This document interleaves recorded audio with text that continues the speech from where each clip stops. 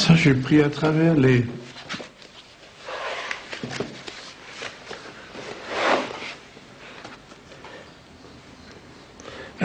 planches. J'ai juste passé l'appareil et j'ai rien vu. C'est pour ça que c'est un peu flou, parce qu'il y avait les planches étaient comme ça et je passais tout juste l'objectif. Puis je regardais comme ça et pas à travers le visage, je ne pouvais rien voir.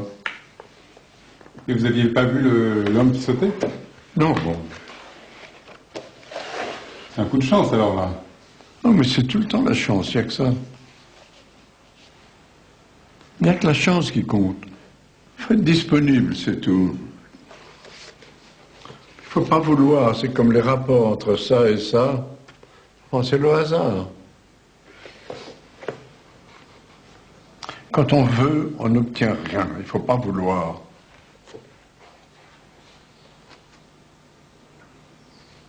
Il faut être disponible et puis ça vient.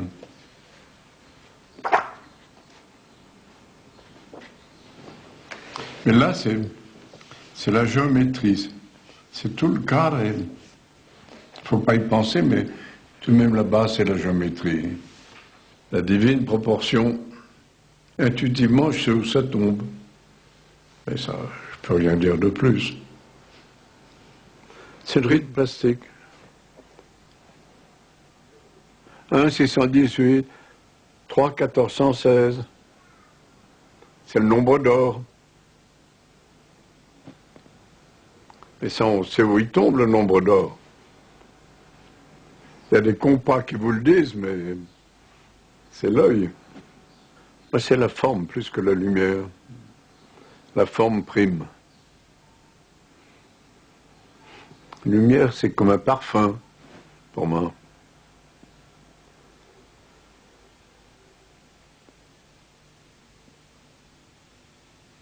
J'ai un attachement tout particulier pour cette photographie, parce qu'elle me rappelle à des souvenirs personnels, mais aussi parce que ceux-ci me permettent de mieux comprendre le rapport d'Henri Cartier-Bresson à la photographie.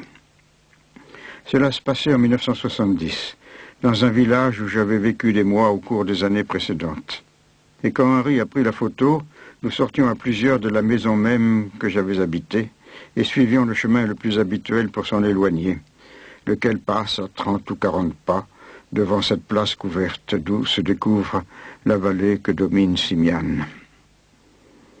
Or, cette place était presque constamment tout à fait déserte, et je ne me souviens pas qu'il y eût, ce jour-là, le moindre enfant à jouer sous son auvent. Je ne remarquai même pas qu'Henri eût soulevé son appareil et pris une quelconque photo. Nous marchions en effet, il n'avait pas ralenti. Voici pourtant ce qui résulta de cet instant de passage. Qu'est-ce que cela signifie? Nullement qu'Henri Cartier-Bresson soit un magicien qui peut susciter des apparitions sur des places vides. Non, la vérité est plus simple et beaucoup plus éclairante. Quand d'autres sont distraits et inattentifs, Henri, lui, est aux aguets, prêt à la réaction qui ne demande même pas un instant d'arrêt pour aider la géométrie, comme il dit, à jouer son rôle, pourtant évident et décisif dans le cadrage. Que faut-il penser de cette attention à tout? Est-ce la façon d'être obsédé d'un professionnel qui n'a souci que de son travail? Nullement. Henri ne s'était pas détourné de sa conversation. C'est plutôt comme si son intérêt pour tout au monde est la même chose que parler avec ses amis. Bon, je suis très vieux, là, ça s'accumule les souvenirs.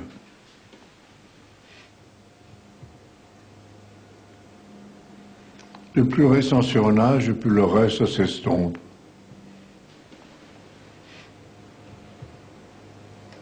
Puis ça revient quand on voit un visage.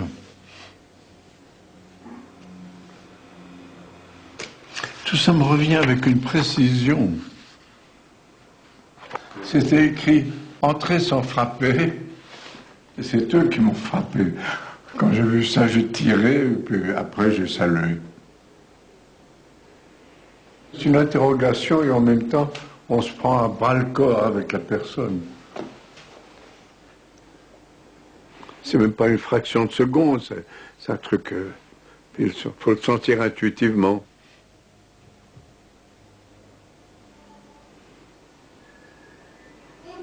La sensibilité, l'intuition, c'est le sens de la géométrie. Il n'y a rien d'autre. On l'a ou on ne l'a pas. Encore maintenant, c'est la seule chose qui m'intéresse. C'est du portrait. Le visage? Non, c'est ce qu'a Alberto, c'est de Giacometti, il appelait ça faire une tête. Faire une tête.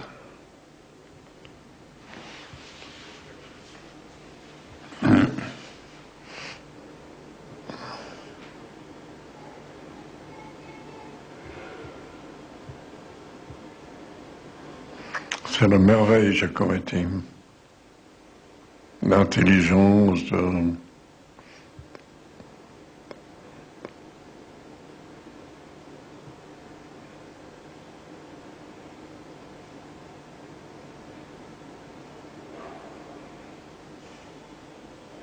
Pour tous les amis de Giacometti, ou de son œuvre, comme pour tous ceux d'Henri Cartier-Bresson, cette photographie est une de celles qu'ils affectionnent le plus. Je pourrais dire une icône, si par ce mot on peut désigner la sorte d'image où paraît quelque réalité qui transcende les images. En l'occurrence, ici, l'affection et l'admiration éprouvées par le photographe qui s'est exprimé de surcroît un sentiment que beaucoup d'autres que lui partagent. Une telle photographie, pas simplement un aspect fugitif d'un être, perçu en une de ces secondes que Cartier-Bresson aime et sait saisir, c'est l'avancée de cet être dans son rapport à soi le plus intérieur, c'est son absolu. Ce rapport à soi-même qui rendait Giacometti si immédiatement remarquable et si profondément attachant, ce geste de se couvrir la tête du vieux manteau l'emblématise parfaitement, disant si bien l'insouciance fondamentale d'un homme qui n'avait pas de parapluie, puisque même il n'avait pas de maison, ne prenant jamais ce qu'on nomme des précautions. Giacometti ne faisait œuvre qu'à regarder hors de soi, à ne pas même songer à être ce qui n'était pas son regard, qu'on voit ici percé sous l'étoffe. Mais autre chose encore.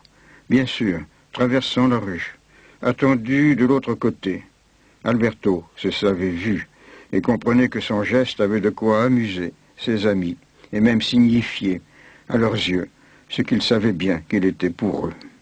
Mais faut-il voir en cela une coquetterie du théâtre, plutôt un élan de confiance, jouer à ce qu'on est parce qu'on sait bien que ces quelques autres savent de quoi il s'agit, pour le sérieux autant que l'amusement. Et de la part d'Henri Cartier-Bresson, cette photographie, c'est répondre à ce mouvement de confiance. C'est comme serrer une main tendue. Photographier, ça demande une concentration énorme. Et on ne peut pas faire conversation. Je dis des conneries parce qu'il faut... Les gens s'attendent à ce qu'on dise quelque chose. Je dis n'importe quoi. J'écoute pas ce que je dis, mais je regarde. Bonnard, c'est la volupté, Bonnard. Il dit, pourquoi est-ce que vous avez appuyé à ce moment-là? Écoutez, permettez-moi de vous demander, pourquoi est-ce que vous avez mis un jaune ici? Et puis il a rigolé. Et Arica? Très intelligent, Arica.